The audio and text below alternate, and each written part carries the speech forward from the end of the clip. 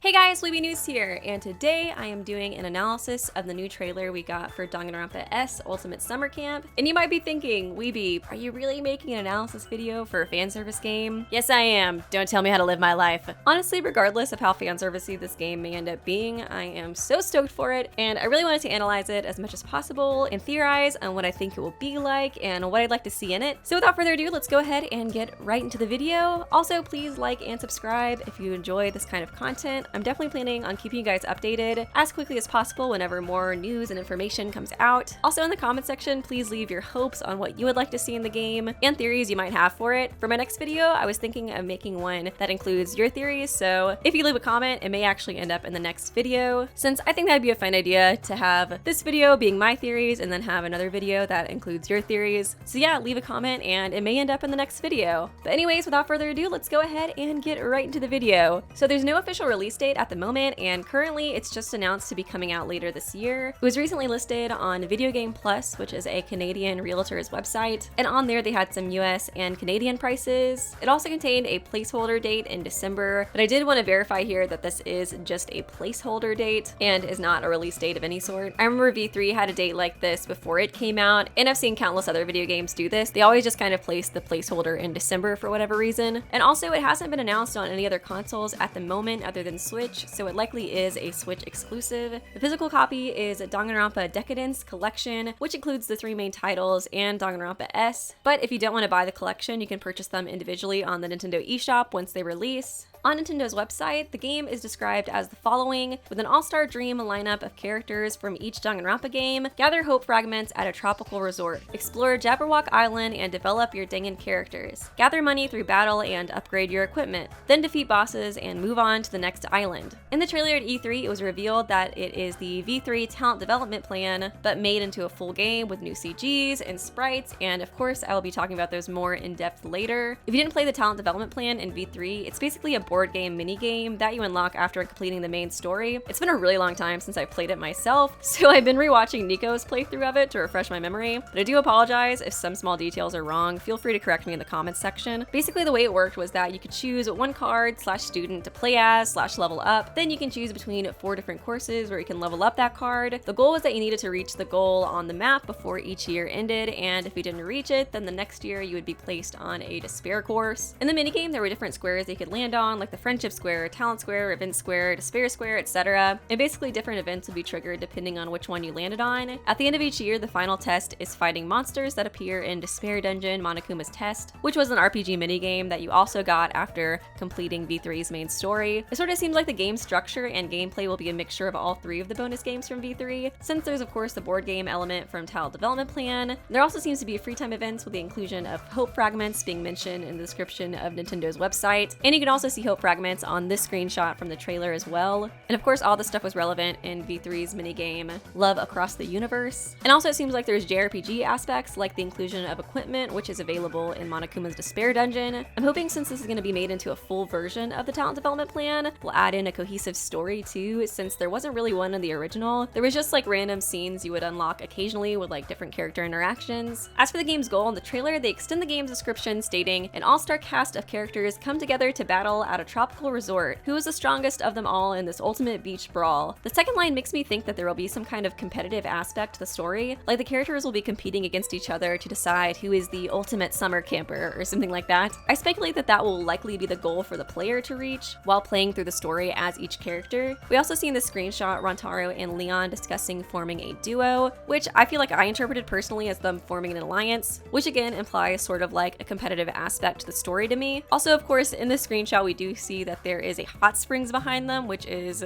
a new location not seen before on Jabberwock Island in Danganronpa 2, and also we get to see their swimsuit sprites. Looking at the board game preview, we see both Makoto and Kodako sprites, which I'd like to highlight since it is confirmed that we are getting Ultra Despair Girls characters in this game, since we see her, Hiroko, and Kamaru in the English trailer, and Kurokuma is actually seen in the Japanese version of the trailer too. The 3D graphics for the board game are quite the improvement from the flat board game in the original one, and it also looks like the board game takes place on the first island one that you unlock in Danganronpa 2 among Jabberwock Island, since you can see the airport, the farm, and the store present in that game. The description mentions that after each boss you unlock a new island, so I'm wondering if we'll be unlocking the same map seen in Danganronpa 2, since they also unlocked a new island each chapter as well. I'm also curious to see if they'll make the other islands less sparey as well. Something else interesting to point out is the squares. In Talent Development Plan, depending on which square you land on, a different event would trigger, like I mentioned before. Some of the squares definitely look like ones that appear in the previous game, but there are some new squares I noticed when looking at the screenshot. The purple one with the cards on it appears to be a new one, as well as the darker colored Despair one. I believe the purple one may offer you a chance to unlock more character cards, since in Talent Development Plan there was a gacha element when unlocking characters from Danganronpa 1 and 2, so I personally speculate that we'll be able to play as the main protagonists from the games at first, and then we'll either need to land on these squares or earn money in order to unlock new characters. I'm also curious if we'll need to play certain routes first too before like unlocking others for story continuity. I'm really hoping they'll find interesting ways to like interweave the different characters' routes. As for the Despair squares, the one that we do see in Talent Development Plan was one that would make your attributes decrease, and I speculate that the darker one may trigger a battle like what we see in these other screenshots. Looking at the character selection screen, we can see that you can play as characters from Danganronpa 1, 2, V3, and Ultra Despair Girls. Likely all the participants, and even a few extras like how it was in V3, with Izuru Kamakura being among one of the bonus ones you could unlock. As for Ultra Despair Girls, definitely the main characters, but it does seem like there's a possibility you can play as minor characters too, since Hiroko, Hagakure's mom, is present, and it's also noticeable that her sprite is actually new in the screenshot that we see of her. Unfortunately, this does increase the chances of there being a Haiji route. Maybe it is better if this becomes a killing game. I'm wondering how the story might work since we're getting a full game, and like I said, Talent Development Plan is just random scenes. I'm thinking each character might get their own individual short storyline that you learn through unlocking these cards in RSU, and that each card is a different island basically. So like the N card for Naegi is Naigi's experience on the first island, and then the R card is his experience on the second island, and so on and so forth.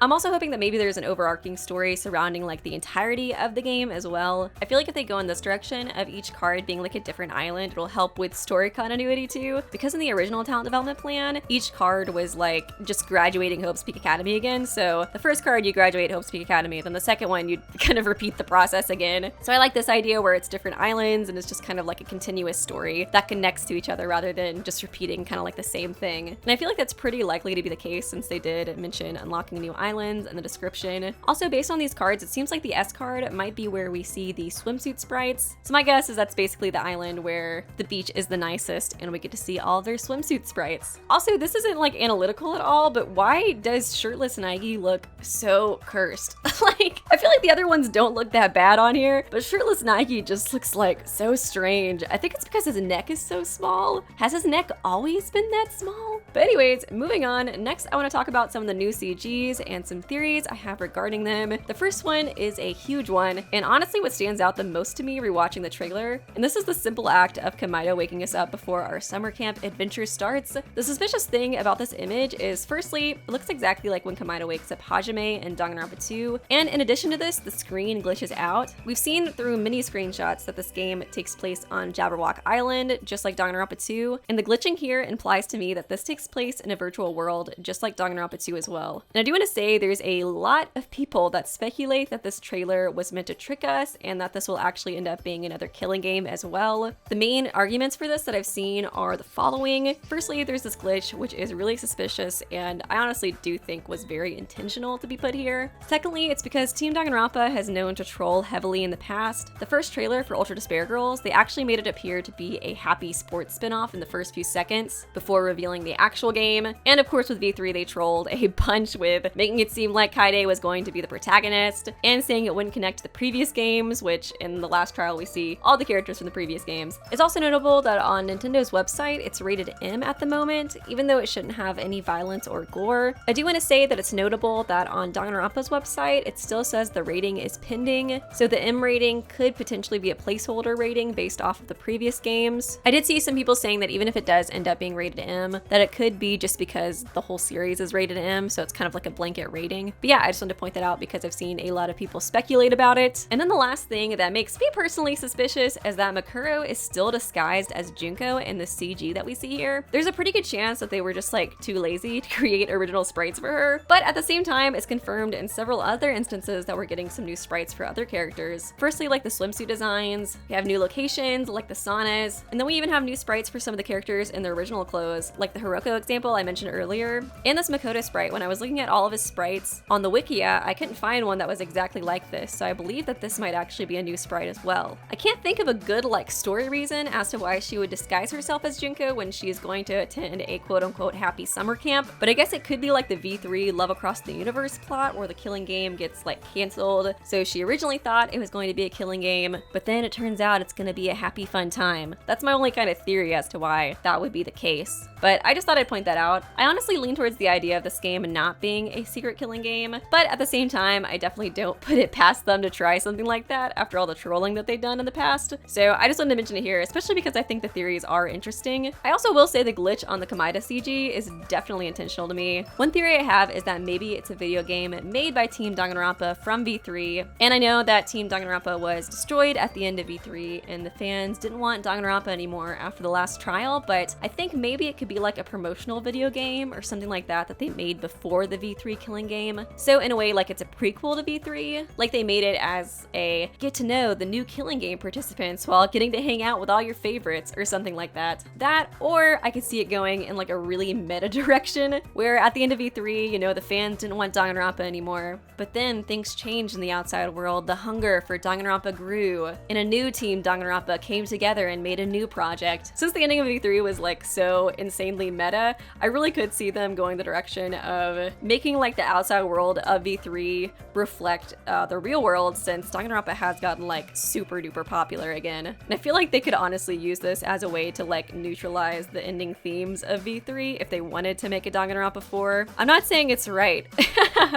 I'm just saying I could see them do that. If they do go in this direction, I honestly really could see there being a teaser for Danganronpa 4, but this is all speculation, so don't get your hopes up too much, but let me know what you guys think about that. The next CG I want to discuss is this one with Sakura, Tenko, Akane, Kibo, and Oma preparing for battle against Monokuma, surrounded by a group of Monokuma-themed monsters. The blue and white ones are Monokuma Mantalas, which were present in Talent Development Plan and Despair Dungeon, Monokuma's Test. The green and white ones appear to be new monsters. And sort of on the same theme, we also do see two other monsters in the trailer, which is Fluffy Mono Bunny and Bony Kuma. The bunny was also present in the previous Talent Development Plan, while the bone one appears to be a new addition. So it seems like we'll be getting a lot of new Monokuma monster designs, and I'm hoping that we'll get a lot of new fun memes from these designs, just like we did with the Ultra Despair Girl ones. But yeah, this CG is super cute. I love how all the girls are ready to fight and Kibo looks scared trying to run away while Kokichi is trying to like drag him into battle. I really want like a Kibo-Oma friendship arc. Now that Oma's not in the killing game, I'm theorizing that maybe he won't put on so much of like a villain persona anymore. And even though I'm sure he will still be a little shit, I do think he'll be a lot more goofy and a lot less like ominous and dangerous seeming. I'd really love to see him pull pranks on everyone on the island, since we do learn that that was what his organization specializes in. And since he's gonna be in a less stressful situation, maybe we can see him have some positive character growth and actually earn true friendship with the others. He was so mean to Kibo in V3, so I feel like a friendship between them could be like the perfect redemption arc for him. And I think it would just be super cute. I just love them for like opposite reasons.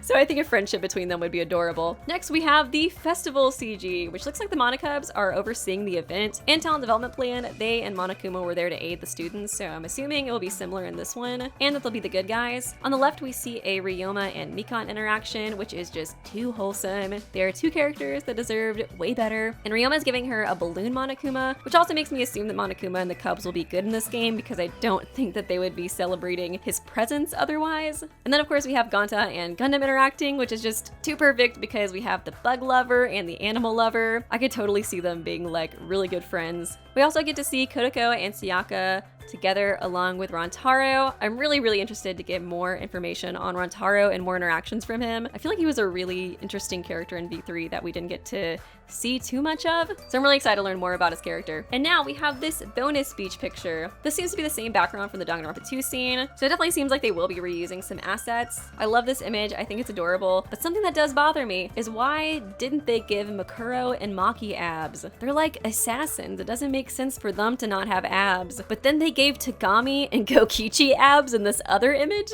Thankfully, at least on Twitter, I saw somebody edit it to where they do have abs, so thank you. That makes a lot more sense. Also, we have Monami in the background, and it'll be really interesting to see her working alongside like the Monokubs and Monokuma, since like I said, I'm assuming they're all gonna be good in this version. I assume they'll still be kind of bullying her even though they're all gonna be on the same team. So while I was editing, I noticed another interesting kind of difference between these two photos. In the left corner here next to Makuro, there's actually like what appears to be a scarf or something that wasn't visible in the Danganronpa 2 one. What I'm thinking right now is that it's likely a panoramic picture including like all of the cast at the beach, and that's like the edge of Gundam's scarf or something along those lines, since they're just showing like the ending portion of the picture. But that's just my theory on it. But yeah, I just wanted to bring it up since it was something I kind of noticed while editing. And next we have this image where there is actual Junko and not Makuro dressed as Junko. I'm really curious if she's actually gonna be there or not. I can't imagine an island having peace with her on it, but we will see. Anyways, this will conclude the video. I hope you guys enjoyed. Please let me know what your thoughts and feelings are on the trailer, if you have any theories and what you would like to see in the game. And yeah, like I said before, I would love to make a video including your theories and kind of giving my opinion on them. I hope you guys enjoyed this video. I love theory videos. They are my favorite to make. And yeah, please leave a like and subscribe if you did enjoy it, and I will see you guys real soon.